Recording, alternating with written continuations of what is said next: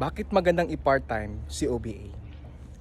Hey Aspires, this is Johnny at alam mo ba, dati lang po akong tagahaw dito paano talaga kumita online. Pero nung na-discover ko si OBA, 3 years ko na siyang ginagawa ng nasa bahay lang.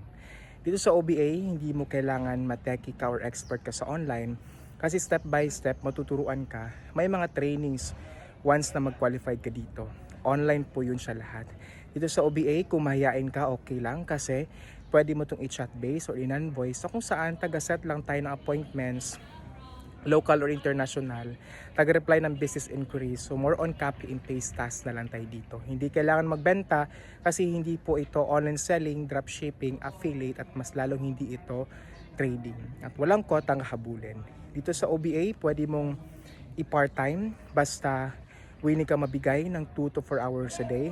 Kaya maganda ito sa mga empleyado, OFW, professional, or even mga retirees, mga mommies, estudyante naghahanap ng extra income, legit side hustle. Magkaroon ka lang ng stable internet connection at cellphone kasi online natin itong gagawin, syempre.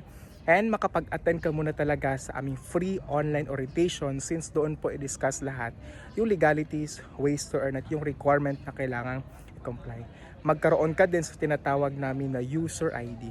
Ito ang license to operate mo at dito ka magkakaroon ng monitoring sa lahat ng transactions at pumapasok na income mo. And syempre, napaka-importante lang na willing kang matuto at seryoso ka na gawin ito. So kung ready ka na pumaldo online, comment your location para step by step mag-guide kita. See you, God bless!